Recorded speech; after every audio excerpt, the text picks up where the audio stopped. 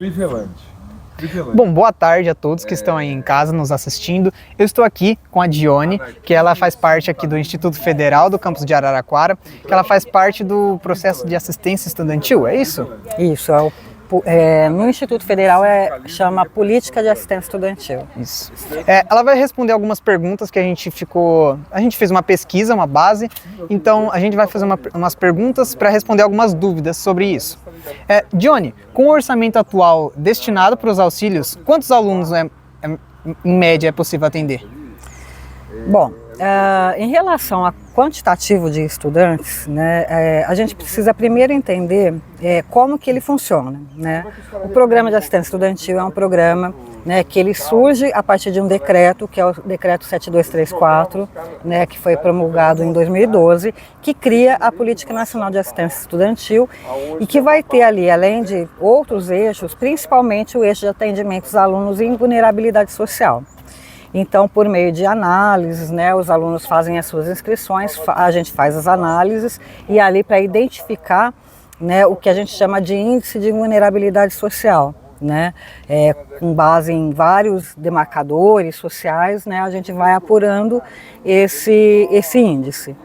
Então, ele vai prioritariamente, né, o recurso para esse programa prioritariamente vai atender esses alunos nessa perspectiva, né, os alunos que estão em vulnerabilidade, e para além desse eixo, né, também ele prevê outras ações que são as ações que a gente chama de ações universais, que seriam projetos de cultura, esporte, lazer, né, que aí envolveria toda a comunidade escolar, não só os alunos em maior vulnerabilidade, né, mas que infelizmente esse eixo do programa não tem sido, né, utilizado, não tem sido desenvolvido ações, né, nessa perspectiva, justamente porque, em termos de orçamento, a gente não consegue nem sequer atender todo o nosso público em vulnerabilidade. Como marco assim, de qual que seria o percentual de alunos que a gente atende na instituição, geralmente vai entre 30% e 40% de toda a comunidade escolar. Aí o que acontece, né, que é o grande problema? Quando a gente tinha, em 2015, uma média de 600 alunos na instituição, a gente tinha basicamente o mesmo orçamento que a gente tem hoje, com mais de 1.000 alunos, né? Então, a gente acaba atendendo a mesma quantidade de alunos, só que, né, que vai mais ou menos numa média de 300 alunos, só que no passar dos anos, como o orçamento se manteve estável em relação à quantidade de alunos, a gente tem que, lá em 2015, o mesmo aluno que poderia receber até R$ 700 de auxílio, hoje está recebendo em média R$ 150, R$ 160, né? Então, a gente atende a mesma quantidade de alunos, praticamente, mas com um valor menor de auxílio, o que acaba impactando que o aluno não consegue ter uma condição de permanência plena, né? Uhum. E, por exemplo, há uma divisão assim nos auxílios, tipo, por exemplo, que a gente observou nas nossas pesquisas, auxílio moradia, auxílio alimentação, auxílio saúde, como que é essa política?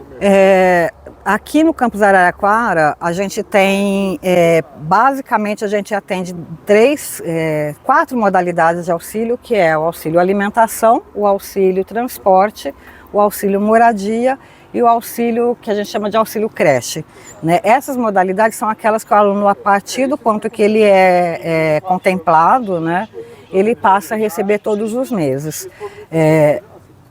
Basicamente, né, o maior perfil que a gente tem hoje no Instituto Federal é para pagamento do auxílio alimentação, né? Aí vai ter o auxílio transporte para aqueles que dependem do transporte público e que precisam pagar, né? Porque, por exemplo, no caso do ensino médio, existe a gratuidade, que é garantido constitucionalmente, né, para a educação básica, então os alunos não pagam o auxílio transporte.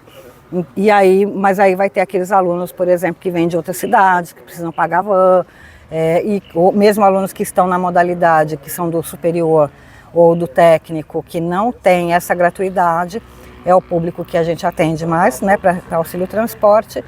E o moradia é aquele para alunos que vêm de outras cidades, né, que tem que constituir moradia para fins de moradia estudantil, né, e que acabam dependendo desse dinheiro para pagar os seus aluguéis. O auxílio creche, como o próprio nome diz, é para pessoas, né, que tenham filhos, né, de até 12 anos e 12 meses e 29 dias, né, que estão cobertos ali pelo ECA.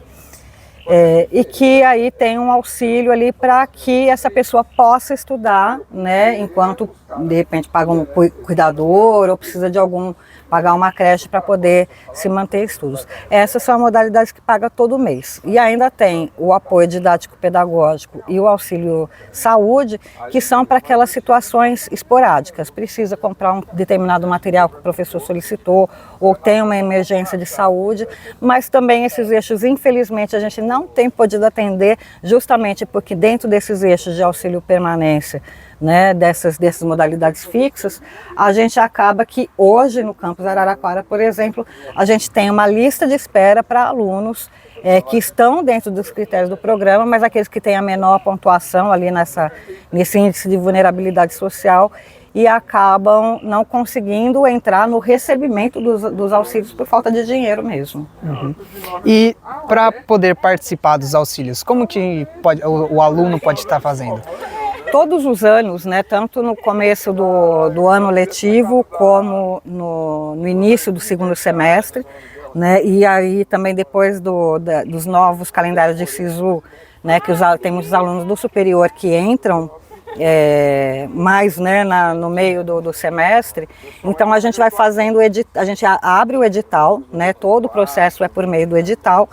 Então a gente divulga o edital no começo do ano. No edital ele já tem ali o calendário previsto para as inscrições, para o processo seletivo e para a finalização do processo, né? Então o aluno sempre tem que ir lá, ler o edital, ver tudo que ele precisa, a documentação que ele precisa entregar, e aí ele faz a inscrição por meio do SUAP, que é o sistema, né, acadêmico do Instituto Federal.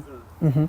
Bom, muito obrigado, Dione, por esclarecer essas dúvidas. Acho que agora o povo em casa vai ficar um pouco mais ligado no que vai acontecer em relação aos auxílios. Então é isso.